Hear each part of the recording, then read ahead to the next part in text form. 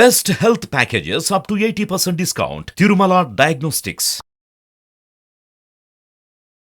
నీ తండ్రి ఏ విధంగా బిహేవ్ చేస్తున్నాడో ఇప్పుడు చెప్తాను. నేనైతే అది ఖచ్చితంగా నమ్మను సార్. మా నాన్న ఎటువంటారో నాకు తెలుసు, చిన్నప్పటి నుంచి చూసా కాబట్టి.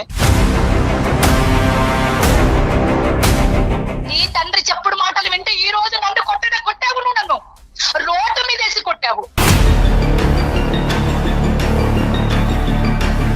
పెళ్ళం చచ్చిపోయినోడివి ఎలా ఉండాలి? అంత కోరిక ఉన్నోడివి అయితే పెళ్లి చేసుకోవాలి నువ్వు. ఏం మాట్లాడుతున్నావు? నోటికి వచ్చిందలా మాట్లాడుతున్నావా? ఏం చెప్తున్నావు? నోటికి వచ్చినట్టు వాగడం కాదు, నోటికి వచ్చినట్టు వాగడం కాదు. ఫస్ట్ నీ తండ్రి బుద్ధి ఎలా ఉందో చూసుకో ఫస్ట్.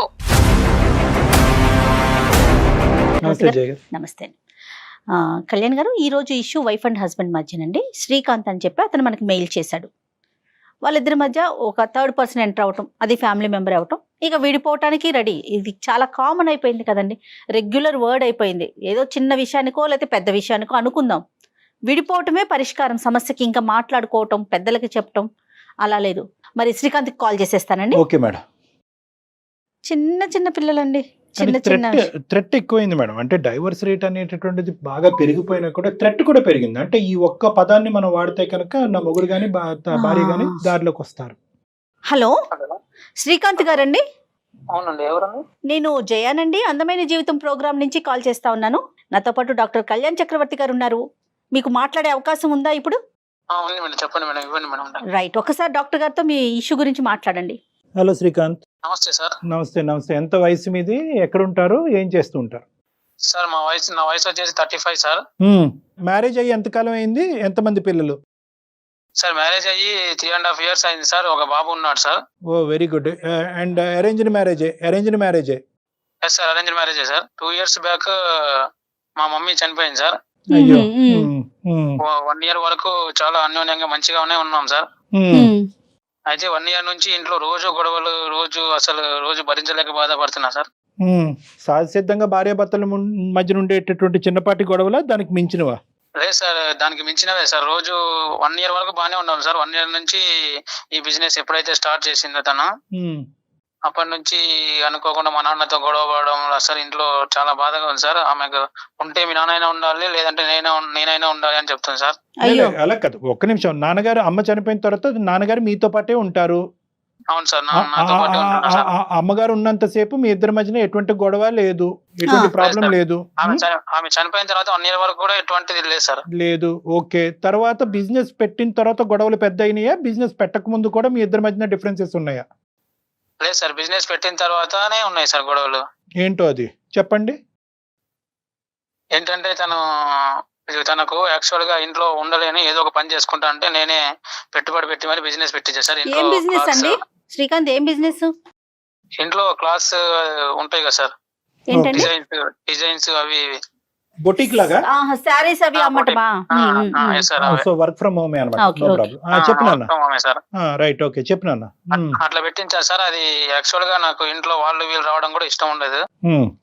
బట్ తన కోసం నేను ఇంకా తన ఇష్టమే నా ఇష్టం అని చెప్పేసి నేను అన్ని భరిస్తూ పెట్టించా సార్. ఓకే. రోజు రోజుకి దాని ఇన్కమ్ గ్రోత్ అవుతూ ఉంది. సంతోషం కదా? సంతోషమే, కానీ ఆమె ఎంత వస్తుంది ఎంత లేదు అనేది నాకు చెప్పట్లేదు. సరేలే పర్లేదు అనుకున్నా. ఈ మధ్యనే 2 accounts, బ్యాంక్ అకౌంట్స్ క్రియేట్ చేసుకుంది సార్. అయితే ఇలా రోజు రోజుకి గొడవలు పెరిగిపోతున్నాయి. ఉంటే ఇక నేనైనా ఉండాలి, మీ నాన్నైనా ఉండాలి. నాన్నగారితో అసలు సమస్య ఏంటండి? ఆయన ఎందుకు తీసుకొచ్చారు మధ్యలోకి? మీ ఇద్దరి మధ్య ఆర్థిక లావాదేవీల్లో ఉన్న డిఫరెన్సా, లేదంటే మీ నాన్నగారి వల్ల వచ్చిన సమస్య? అంటే ఆమె విడిపోవాలనుకుని మా నాన్న మధ్యలోకి లాగుతుంది సార్. మా నాన్న యాక్చువల్ చాలా మంచివాడు సార్. ఇప్పుడు మీ నాన్నగారి గురించి ఇప్పుడు సర్టిఫికేషన్ వద్దు, అది పెద్దవాళ్ళు, అది పక్కన పెడదాము. అసలు ఈ బిజినెస్ కి పెట్టుబడి ఎవరు పెట్టారు? ఎంత ఖర్చు అయ్యింది? ఎవరు లోన్ తీసుకున్నారు? లోన్ ఎవరి పేరున ఉంది? ఈఎంఐలు ఎవరు కడుతున్నారు? నేనే సార్, పెట్టుబడి నేనే సార్ పెట్టింది. ఇంక్రిమెంట్ పెరిగిన తర్వాత ఇక ఆల్మోస్ట్ నాకు చెప్పకుండా ఏదేదో చేస్తుంది. బ్యాంక్ అకౌంట్ క్రియేట్ చేసుకోవడము, లేకపోతే అది ఇది వగేరా వగేరా. మీ క్లారిటీ లేదు. తర్వాత ఫైనాన్షియల్ గా అమ్మాయి సపరేట్ అయ్యింది. తన వెనకతలు జరిగేటటువంటి ఫైనాన్షియల్ లావాదేవీల గురించి మీ దగ్గర వివరాలు లేవు. అవును సార్. ఆమె గోప్యంగా ఉంచుతుంది ఇదంతా. గోప్యంగా ఉంచుతుంది సార్. అది నెంబర్ 1. అక్కడి వరకు అర్థమైంది. ఇండివిజువాలిటీ పెరిగింది, ఆర్థిక పరమైనటువంటి స్వేచ్ఛ పెరిగింది కాబట్టి ఆ అమ్మాయి జీవితం అన్నట్టుగా చూసుకుంటుంది, మీకు లెక్క చెప్పట్లేదు. అది అర్థమైంది. ఇక నాన్నగారి ప్రస్తావన ఏంటి? నాన్నగారిని ఈ మధ్యలో గత 1 year నుంచి బాగా చూసుకోవడం లేదు సార్. అయితే ఆయన మీద నాకు చాడలు చెప్పడము. ఆయన ఏం చేస్తుంటారండి? ఆయన జనరల్ గా ఇంట్లోనే ఉంటాడండి. ఇప్పుడు ఇంకా ఈ వయసులో ఆయన ఏం చేయగలడండి? శ్రీకాంత్ గారు అసలు నాన్నగారితో అసలు ఇష్యూ ఏంటండి? ఆయన ఎందుకు మధ్యలోకి తీసుకొచ్చారు మీరు? మా నాన్నగారి గురించి ఆమె బ్యాడ్ గా చెప్తుంది మేడం, మొత్తం మిస్బిహేవ్ చేస్తున్నాడు అని, అది ఇది అని.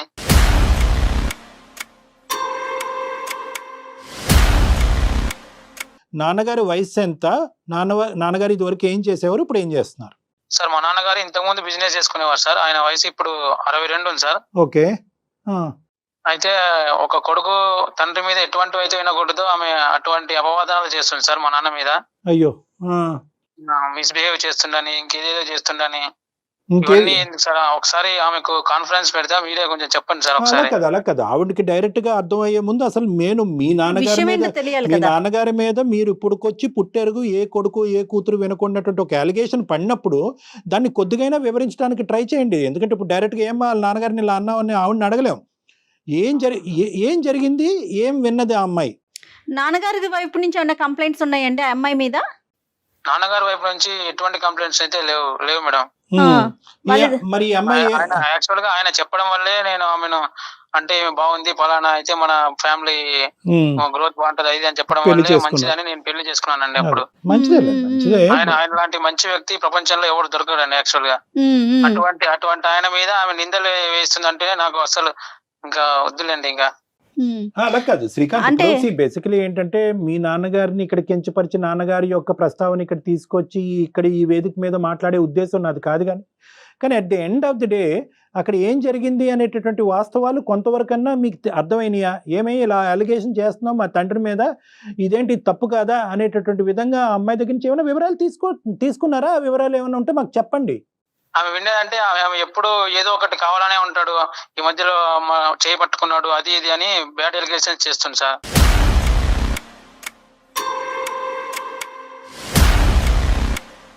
చేయి పట్టుకున్నాడు. ఓకే. ఈ మధ్య కాలంలోనే మీ నాన్నగారు మీరు లేనటువంటి టైంలో అని ఆమె చెప్తుంది. బట్ నేనైతే అది ఖచ్చితంగా నమ్మను సార్. మా నాన్న ఎటువంటారో నాకు తెలుసు, చిన్నప్పటి నుంచి చూసా కాబట్టి. కరెక్టే, మీ నాన్నగారి గురించి మీరు సర్టిఫికెట్ ఇవ్వడంలో తప్పులేదు. కానీ నాన్నగారిని ఏమన్నా అడిగారా? నాన్నగారు ఇలా చెప్తుంది ఆ అమ్మాయి, ఇటువంటి పరిస్థితి ఏమన్నా ఏర్పడిందా, లేదంటే ఆ అమ్మాయి ఏమన్నా ఆ విధంగా మీరేమీ చేయకుండానే అలా ఫీల్ అవుతుందని అడిగారా? సార్ ఎట్లా మాట్లాడుతున్నారు సార్? ఎట్లా అడుగుతారు సార్ అట్లా? రైట్, ఓకే, సరే. ఆ విషయం డైరెక్ట్ గా అడగలేరు కదా.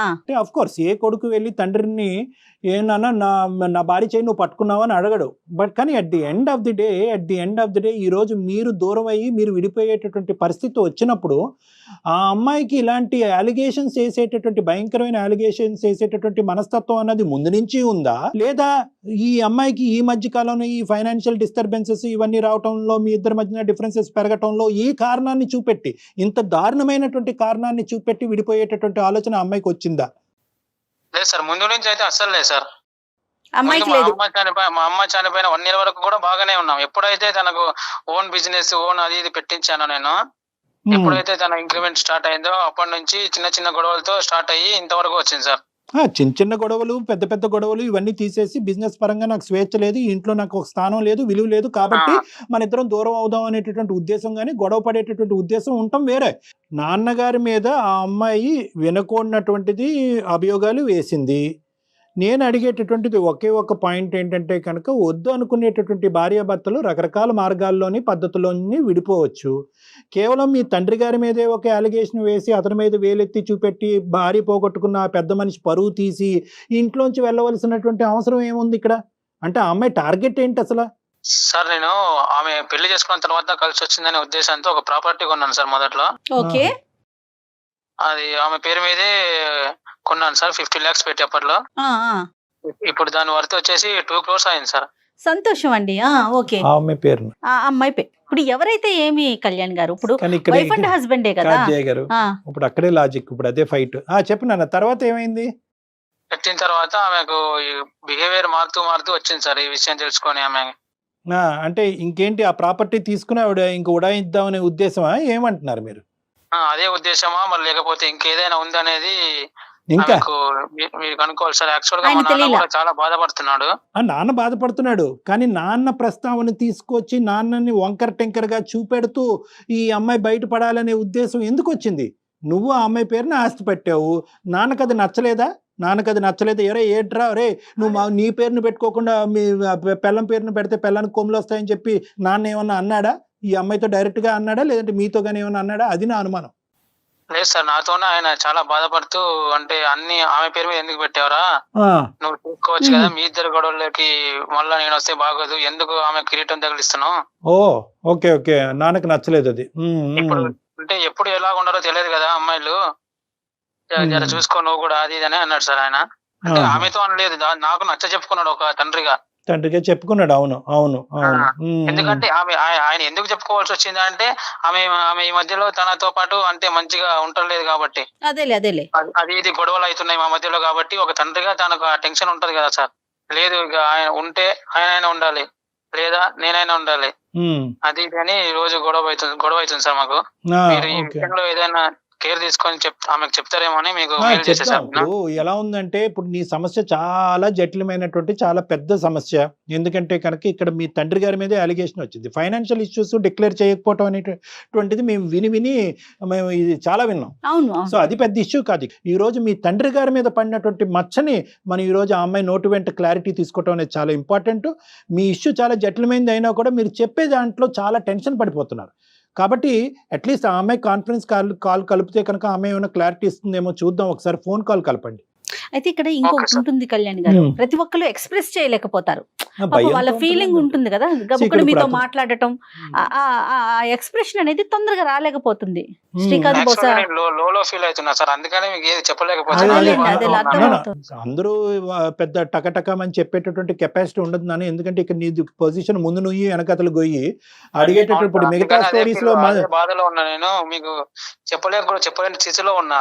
ఇక్కడ ఏంటంటే సొంత తండ్రి అయ్యేటప్పటికి మీకు ముందు నువ్వు వెనకతలు గొయ్యి అయ్యేది, అటువైపు పెళ్ళాన్ని వదులుకోలేరు, ఇటువైపు నాన్నని వెళ్ళి అడగలేరు. ఇప్పుడు తను డిసైడ్ చేసుకోలేకపోతున్నారు. కరెక్ట్ అనేది కూడా నేనే సందిగ్ధంలో ఉన్నా. It's a very very delicate situation అన్న, మాకు అర్థం అవుతుంది. అమ్మాయికి ఒకసారి ఫోన్ కలపండి. అమ్మాయి పేరేంటి? పూర్ణిమ సార్. పూర్ణిమ గారు. ఓకే సార్, కలుపుతున్నా సార్. చాలా డెలికేట్ ఇష్యూ అమ్మ. అంటే బేసికలీ ఏంటంటే చాలా ఇలాంటి కేసెస్, నేను ఇలాంటి సెన్సిటివ్ ఇష్యూస్ డీల్ చేసినప్పుడు ఫాదర్ ఇన్ లా యొక్క ప్రవర్తన మొదటి నుంచి ఖండిస్తూనే ఉంటది ఆడపిల్ల. అతని ప్రవర్తన బాగాలేదు, అతను తాగినప్పుడు కానీ ఇలా ప్రవర్తిస్తున్నాడు. కానీ ఇదేంటంటే వీళ్ళు ఫైనాన్షియల్ ఇష్యూ తర్వాత ఇది ఆవిర్భవించడం వల్ల ఇది ఇంకా ఒక పాయింట్. ఇప్పుడు అతనే కదా కొన్నాడు, ప్రాపర్టీ రేటు పెరిగింది. హలో ఏంటి ఇంతలోనే కాల్ చేసావు మళ్ళీ? ఏంటి కొత్తగా ఏంటి అని మాట్లాడుతున్నా, రెస్పెక్ట్ లేదా? ఏంటి రెస్పెక్ట్ ఇచ్చేది? ఏమైంది? నీ కిరీటం ఏమైనా పడిపోయిందా ఏంటి అనగానే?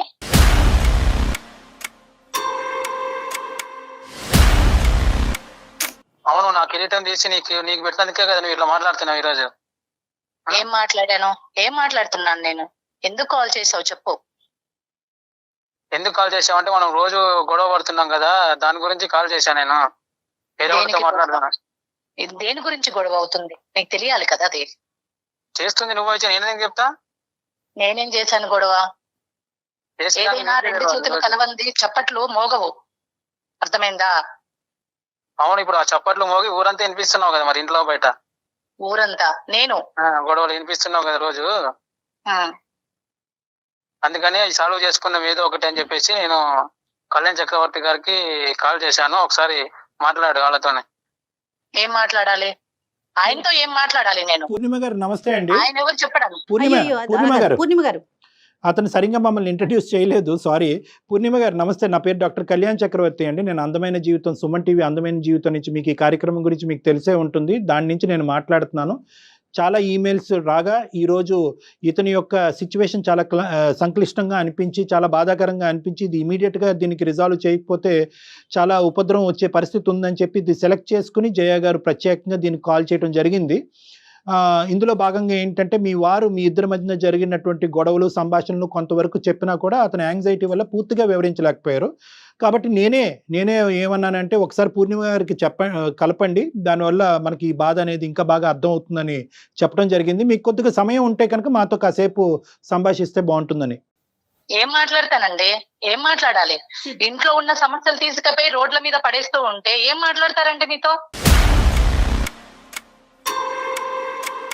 పూర్ణిమ గారు పూర్ణిమ గారు చెప్పండి సార్. సారీ అమ్మా, మీకేంటంటే ఇలాగా సర్ప్రైజ్ ఇచ్చి షాక్ ఇవ్వటం అనేటటువంటి మా ఉద్దేశం కాదు. దానికంటే ముందు ఏంటంటే మీ పరువు తీసేటటువంటి ఉద్దేశం ఆలోచన అస్సలే అస్సలే కాదు. ఇక్కడ ఏంటంటే నేను ఇందాకే నీ వల్ల నేను సఫర్ అయిపోయి నేను చేయాలి ఈ పని, కానీ నువ్వు చేయడం ఏంటి? నువ్వు చేయడం ఏంటిది? అది కరెక్టే అయి ఉండొచ్చు. అవునమ్మా. నన్ను రోడ్డు మీద పాలు చేస్తావా? 10 మందికి తెలిసేలా చేస్తావా? ఎప్పుడు అలా అనుకుంటే ఎప్పుడు బయటకు గంటేసేవాడిని. నేను ఎప్పుడైతే మా నాన్న గురించి ఫ్యామిలీ గురించి ఆలోచించిన కాబట్టి నువ్వు బయటకి గెంటేస్తే నేనేమన్నా చేతులు ముడుచుకొని కూర్చున్నాను అనుకుంటున్నావా? శ్రీకాంత్ గారు అండ్ పూర్ణిమ గారు ఒక్క నిమిషం అండి, కొంచెం మా మాట వినండి. అమ్మ పూర్ణిమ మీ గారు, ఇద్దరి మధ్య ఉన్న గ్యాప్ తగ్గించే ఉద్దేశంలో మేము మాట్లాడుతున్నాం తప్ప ఎవరికి వాళ్ళు మీరే డిసైడ్ అయిపోతే ఇంకా మా దాకా ఎందుకండి? శ్రీకాంత్ నాకు అర్థం కావట్లేదు. నువ్వు మెడ పట్టుకుని గెంటేసేటట్టు అయితే మాకు ఫోన్ చేయడం ఎందుకు చెప్పండి, మెయిల్ చేయడం ఎందుకు? ఎందుకు? ఫోన్ కాల్ ఎందుకు చెప్పు. లేదు సార్, మరి ఆమె ఎట్లా మాట్లాడుతుంది సార్, చూస్తున్నారు కదా. పాయింట్ ఆఫ్ వ్యూ అనేటటువంటిది ఇప్పుడు వచ్చి వివరంగా చెప్పలేదు. ఆ అమ్మాయి బేసిక్ ఒక చోట ఆగిపోయింది. ఎందుకు ఇది బహిర్గతం చేసావు, నలుగురికి కెమెరా ద్వారా తెలియపరచవలసినటువంటి అవసరం ఏంటంటే ఆ అమ్మాయికి ఫస్ట్ మనం కాన్ఫిడెన్స్ ఇవ్వాల్సినటువంటి అవసరం ఉంది. పూర్ణిమ గారు దయచేసి ఇక్కడ ఏదో పరువు తీసేటటువంటి కార్యక్రమం మేము పెట్టుకోలేదు. మీ ఇద్దరు సమస్య జటిలమయ్యి ఆ పిల్లోడు రేపొద్దున తల్లిదండ్రులు విడిపోయేటటువంటి పరిస్థితిని చూసే అవకాశం ఉంది కాబట్టి నెంబర్ 1. నెంబర్ 2 ఏంటంటే కేవలం మీరు విడిపోయేటటువంటి పరిస్థితి కాకుండా ఇక్కడ ఏంటంటే నేను శ్రీకాంత్ ద్వారా విన్నది ఏంటంటే మీ ఫాదర్ ఇన్ లా మీద కూడా మీకు ఒక దురాభిప్రాయం ఉంది, అతని మీద ఒక అలిగేషన్ ఉంది అని అంటున్నారు. 3, ఈరోజు మీరేంటంటే భార్య చనిపోయినటువంటి ఆ పెద్ద ఆయన్ని ఈరోజు ఇంట్లోంచి బయటకు వెళ్తేనే మన ఇద్దరం కలిసి ఉండటం అనేటటువంటి ప్రస్తావన కూడా వచ్చింది. సో ఇంత భయంకరమైనటువంటి సిచ్యువేషన్లో పరువు తీసేటటువంటి అంశం తీసి పక్కన పెట్టి ఈ ప్రాబ్లంకి మాలాంటి వాళ్ళు ఉంటే రిజల్యూషన్ వస్తుంది అనే నమ్మకం నాకు ఉండటం వల్లే మీకు కాల్ చేయడం జరిగింది, శ్రీకాంత్తో మాట్లాడటం జరిగింది. దయచేసి అర్థం చేసుకోండి. ఆ ఆస్పెక్ట్ తీసి పక్కన పెట్టేసండి. అసలు శ్రీకాంత్తో కానీ మీ ఫాదర్ ఇన్ లాతో కానీ మీకు ఏంటి సమస్య అన్నది చెప్పండి. మీరు బిజినెస్ నడుపుకుంటున్నారు, దానికి అతను కాంట్రిబ్యూట్ చేశాడు, ఇప్పుడు ప్రాబ్లం ఎక్కడ వచ్చిందో చెప్పండి. ప్రాబ్లమ్స్ క్రియేట్ చేసింది ఆయననే కదండి, ఆయన అడగండి ఏం చేస్తున్నారో. అమ్మా అతను చెప్పాడమ్మా. ఎలా ఉంది అతను ఈ రోజు నా పళ్ళు ఊడేలా కొట్టేంత దాకా వచ్చారు అంటే ఏంటన్నట్టు ఉద్దేశము? నేను ఎలా కనబడుతున్నాను ఆయనకి? తండ్రి మాటలు కొట్టుకొని ఈ రోజు నన్ను ఈ స్థితికి తీసుకొచ్చాడు అంటే ఫస్ట్ లో చూపించిన ప్రేమ ఇప్పుడు ఏమైపోయింది? ఇష్యూ ఏంటి అసలు, సమస్య ఎక్కడ మొదలైంది? సమస్య ఏం చెప్పాలండి? నా ప్రాబ్లమ్స్ ఏమని చెప్పాలి? చెప్పుకుంటే సిగ్గుపోతుందండి, చెప్పుకోకపోతే ప్రాణం పోతుంది అనుకొని నాలో నేనే కుంగిపోతున్నాను నేను. అదేలేండి. నువ్వు ఒక తండ్రి మాటలు పట్టుకుని ఈ రోజు పెళ్ళాన్ని కొడుతున్నావు అంటే రేపు నిన్ను జీవితాంతం చూసుకునేది నీ తండ్రా పెళ్ళామా? భర్తే ప్రాణం అనుకోని అందరినీ వదిలేసేసి భర్త వెంబడి వస్తదండి ఒక ఆడపిల్ల. కరెక్ట్ అండి, కరెక్ట్. అంతేకాని ఒక ఆడపిల్ల వచ్చిన తర్వాత నువ్వు ఓకే చూసుకున్నావు, ప్రేమగా చూసుకున్నావు, పర్వాలేదు. నేను అడిగాను, బిజినెస్ పెట్టించావు, నాకు డిస్టర్బెన్స్ గా ఉంది మైండ్, నేను కొంచెం నా టాలెంట్ నాకు ఉంది, నేను బిజినెస్ చేసుకుంటాను, నేను ఏ విధంగానైనా మంచి సక్సెస్ అవుతాను అని అనుకుని నేను అడిగాను. దానికి కూడా ఓకే అన్నావు. మరి ఈ మధ్యలో ఎందుకు ఇవన్నీ గొడవలు వస్తున్నాయి? మనం సంపాదించేది, నువ్వు సంపాదించింది ఫ్యామిలీ కోసమే, నేను సంపాదించేది ఫ్యామిలీ కోసమే. అంతేకాని ఇవన్నీ గొడవల మధ్యలో ఎందుకు? చెప్పుడు మాటలు ఎందుకు వింటున్నావు? ఫస్ట్ కాదు పూర్ణిమ గారు, ఆ చెప్పుడు మాటలు ఏంటన్నది మాకు చెప్పండి ప్లీజ్. అతను చెప్పలేకపోతున్నాడు. ఏంటి ఆ చెప్పుడు మాటలు, ఏం చెప్తున్నాడు ఇతనికి? తీసుకొచ్చినోడు చెప్పుడు మాటలు ఏం వింటున్నాడు, ఏ విధంగా ప్రవర్తిస్తున్నాడో చెప్పడా? అతను చెప్పడా అండి? సరే అతను అంటే పూర్ణిమ గారు కాదు, ఒక సమస్య వచ్చినప్పుడు ఎవరో ఒకరు ముందడుగు వేయాలి కదా. తండ్రి కొడుకులు ఇద్దరు కలిసి నా మీద కుట్ర పన్నుతున్నారు. ఈ రోజు తండ్రి వాళ్ళిద్దరు మాట్లాడిన మాటలు నేను విన్నానండి. నీ పెళ్ళాం మీద ఎందుకురా నువ్వు 1.5 కోటి పెట్టేసేసి ఆవిడ పేరు మీద ఎందుకు ల్యాండ్ కొన్నావు అని అంటాడా? ఎవడైనా తండ్రి అంటాడా? మీరు విన్నారా అండి? మీరు విన్నారా? నేను విన్నాను. ఎందుకురా దానికి అంతగనం పెట్టేసి నువ్వు దాన్ని నెత్తి మీదకి ఎక్కించుకున్నావు? ఈ పాటికి మన ఇద్దరిని చూడట్లేదు అంటే నా మీదనే మీరు కుట్రలు పన్నుతున్నారు. నేను ఎలా చూడాలి మిమ్మల్ని? కస్టమర్లు వచ్చినప్పుడు నీకేం అవసరం అక్కడ ఉండడానికి? ఓకే, నీ పని ఏంటో నువ్వు లోపల చూసుకోవాలి. నేను లోపల నుంచి బయటకు వచ్చే లోపల వాళ్ళతో నువ్వు మిస్బిహేవ్ చేస్తావా?